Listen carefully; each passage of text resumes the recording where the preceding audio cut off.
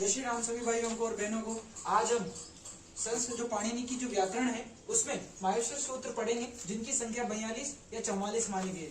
जैसा कि अपन माने तो पाणिनि ने तो माहेश्वर सूत्रों की संख्या 42 मानी है और माहेश्वर सूत्रों की रचना भगवान शिव के डमरू से हुई है, जिसने प्रथम बार भगवान शिव ने 9 बार डमरू बजाया और द्वितीय बार में 5 बार बजाया। इससे कुल मिलाकर 14 माहेश्वर सूत्रों की रचना हुई है और 14 माहेश्वर सूत्रों से ही संपूर्ण व्याकरण पाणिनि ने लिखे हैं। वैसे देखा जाए तो पाणिनि के त्रिमुनि व्याकरण के जो त्रिमुनि है वो पाणिनि है, कात्यायन है और वररुचि है। इसमें सबसे ज्यादा सर्वमान्य जो मत है वो पाणिनि का है। देखो यहाँ पर लिखा भी हुआ है, 9 पंचवारम वाजयति ढक्क शिवेण, अर्थात शिव के द्वारा 9 और 5 बार करके डमरू बजाया गया, जिससे 14 माहेश्वर सूत्रों की रचना हुई है और उनके उपनाम भी आपके सामने हैं। सबसे पहले हम देखते हैं पहला जो माहेश्वर सूत्र है अ इ उ ण, और एक विशेष बात इसमें यह है कि जो अंतिम वर्ण रहेगा वो हलंत रहेगा, क्योंकि हमें अंतिम वर्ण की एक संज्ञा करनी है। इसीलिए क्योंकि जब हम अण प्रत्याहार लिखेंगे आपके सामने उदाहरण के तौर पर, तो अण प्रत्याहार में केवल अ इ और उ इन 3 वर्णों की ही गणना होगी। चौथे वर्ण केवल इत्संज्ञक है, वो केवल प्रत्याहार बनाने के लिए है और उसी से प्रत्याहार बनेगा।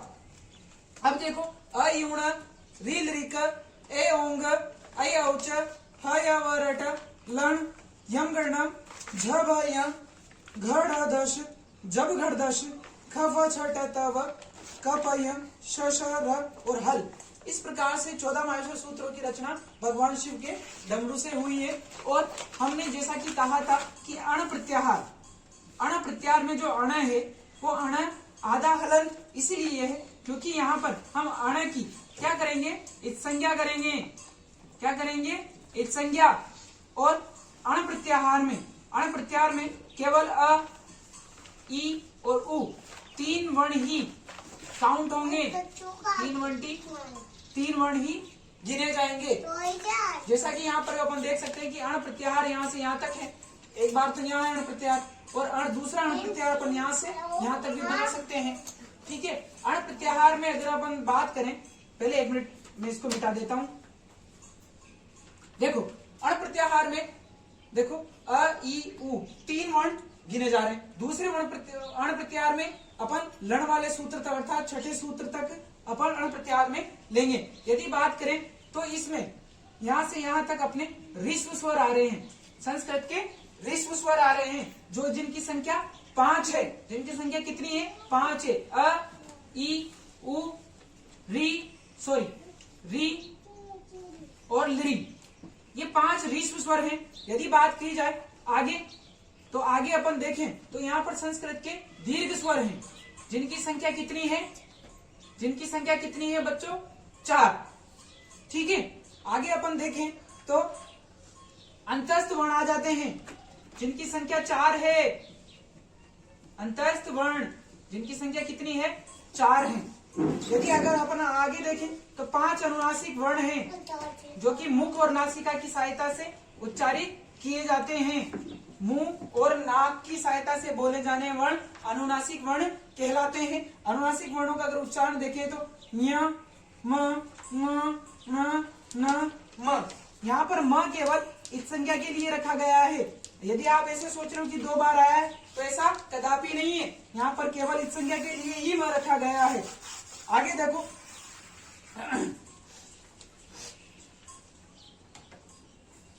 यहाँ पर अपन देखें तो वर्गों के चतुर्थ वर्ण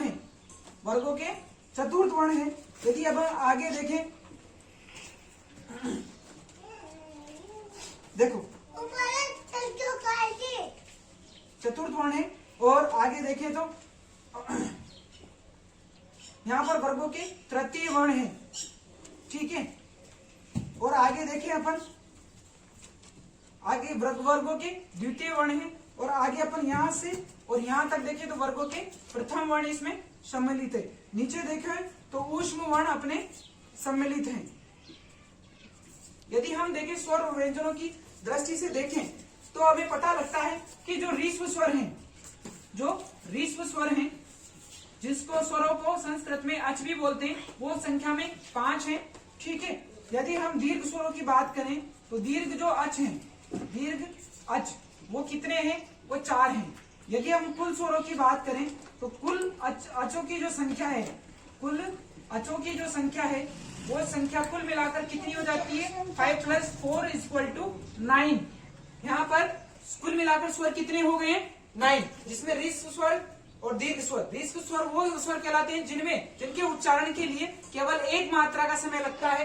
दीर्घ स्वर वो कहलाते हैं जिनके उच्चारण के लिए दो मात्राओं का समय लगता है जिनके उच्चारण में। यदि हम बात करें व्यंजनों की तो व्यंजन को संस्कृत में हल बोलते हैं और हलों की संख्या 33 मानी गई है। अब आप बोलोगे कि 33 कैसे है, तो 33 की अगर मैं बात करूं तो 25 तो स्पर्श व्यंजन है, ठीक है, 4 अंतस्थ वर्ण है, 4 अंतस्थ वर्ण है और 4 ऊष्म वर्ण है, ठीक है। अब आप काउंट कर सकते हैं, 25 और 4 29 हो जाते हैं और 29 और 4 कितने हो जाते हैं, 33। इस प्रकार 33 व्यंजन है हमारी संस्कृत वर्णमाला में। यदि चलो मैं मिटा देता हूं आपको ताकि सब कुछ अच्छे से समझ में आ जाए। चलो कोई बात नहीं, आगे देखते हैं। यदि हम माहेश्वर सूत्रों की उपनाम की बात करें तो किस किस नाम से अपन माहेश्वर सूत्रों को बुला सकते हैं, वो है शिव सूत्र बोल सकते हैं, प्रत्याहार सूत्र बोल सकते हैं, वर्ण सामान्य बोल सकते हैं, अक्षर सामान्य बोल सकते हैं, शिव सूत्र जाल बोल सकते हैं, अक्षर वेद बोल सकते हैं, वर्ण वेद बोल सकते हैं। इस प्रकार माहेश्वर सूत्रों की रचना भगवान शिव के डमरू से हुई है और आशा करूंगा, उम्मीद करूंगा सभी भाइयों और बहनों से कि आप सभी को माहेश्वर सूत्र समझ में आए होंगे। और ये जो माहेश्वर सूत्र हैं हमारे कक्षा 11 से यानी अर्थात 11वीं से प्रारंभ होते हैं और वैसे संस्कृत विद्यालयों में माहेश्वर सूत्र कक्षा 6 से ही पढ़ाए जाते हैं। और यदि आप ऑप्शनल लैंग्वेज में लेते हैं तो कक्षा 12 से अपने माहेश्वर सूत्र सम्मिलित होते हैं अपने पाठ्यक्रम में, जिसे एनसीएफ बोला जाता है, नेशनल करिकुलम फ्रेमवर्क, ठीक है। माहेश्वर सूत्रों से ही पाणिनि ने संपूर्ण व्याकरण की रचना की है।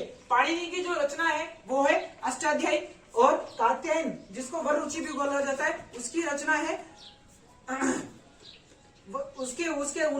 उन्होंने लिखे हैं वार्तिक। यदि हम पतंजलि की बात करें तो पतंजलि ने महाभाष्य लिखा है जो कि 84 या 85 आहनिक है। आहनिक का मतलब होता है एक समय में पूर्ण किया जाने वाला कार्य, अर्थात पतंजलि ने 85 दिनों में 85 या 84 आहनिक लिखे हैं। यहीं पर अपनी आज की वीडियो समाप्त होती है। उम्मीद करता हूं कि आप सभी को वीडियो पसंद आई होगी और समझ में आया होगा। यदि वीडियो पसंद आए तो लाइक करें और सब्सक्राइब करें और शेयर करें। जय श्री राम सभी भाइयों।